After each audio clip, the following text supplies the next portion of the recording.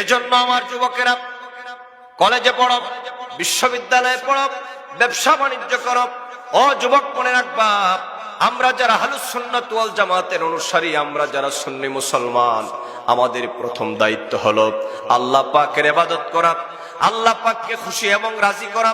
আল্লাহ পাক যে কয়টি কাজ করলে পরে তিনি তার বান্দাদের প্রতি অতীব দয়াশীল হন, যে কয়টি কাজ করলে পরে আল্লাহ পাক তার বান্দাদেরকে তিনি মাহরুম করেন না, তার দয়ার থেকে তিনি খালি ফিরাইয়া দেন না, এর মধ্যে অন্যতম একটি কাজ হলো আমার মহান মালিক, আমার মহান রবের নামে জিকির আদায় করা। এজন্য আল্লাহ পাক মহাগ্রন্থ আল কোরআনুল কারীমের ভিন্ন ভিন্ন আয়াতের মধ্যে তিনি তার বান্দাদেরকে বারবার বলছেন, বান্দারে তোমরা আমি আল্লাহ পাককে স্মরণ করো, আমি আল্লাহ পাককে ডাকো। ফাযকুরুনি আযকুরকুম ওয়াশকুরুলি ওয়ালা তাকফুরুন। যারা পড়েন সকলে জবান খুলে পড়েন, ফাযকুরুনি আযকুরকুম ওয়াশকুরুলি ওয়ালা তাকফুরুন। আল্লাহ পাক বলেন, বান্দারে তোমরা আমি আল্লাহ পাককে স্মরণ করো, তার মানে রে বান্দা তোমরা আমি আল্লাহ পাকের জিকির করো।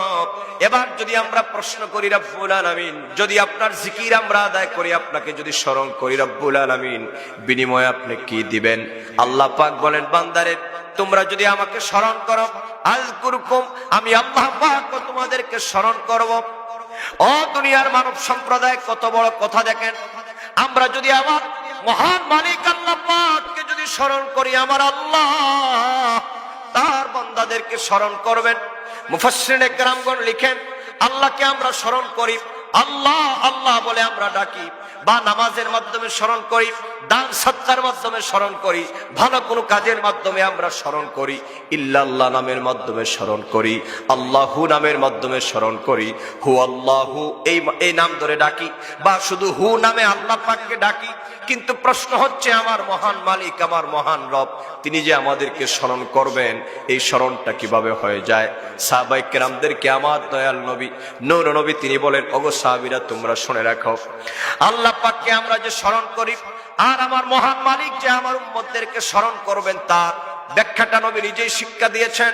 আল্লাহর হাবিব বলেন, এই পৃথিবীর মধ্যে যারা আল্লাহ পাককে ডাকবে, আল্লাহ পাক তাদেরকে স্মরণ করার অর্থ হলো, আমার ওই উম্মতের যত প্রয়োজন আছে দুনিয়াবি জিন্দেগিতে, দুনিয়ায় চলতে ফিরতে যত প্রয়োজন আছে, আল্লাহ পাক বলেন, নবী আপনি জানায় দেন, আমি আমার বান্দাদের ডাকে জবাব দিই, বান্দাদেরকে স্মরণ করি, মানে হলো আমার বান্দার সব অভাব অভিযোগ আমি আল্লাহ পাক পূরণ করে দেই।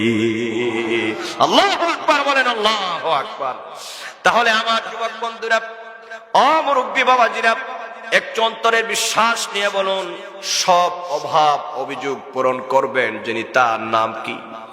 একটু আওয়াজ দিয়ে বলেন, তার নাম কি? আমরা তো আল্লাহকে চিনি না ভাই, আমরা তো আল্লাহর হাবিবকে চিনি না।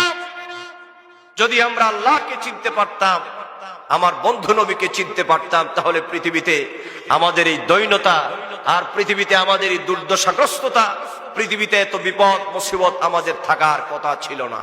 কথা কন না?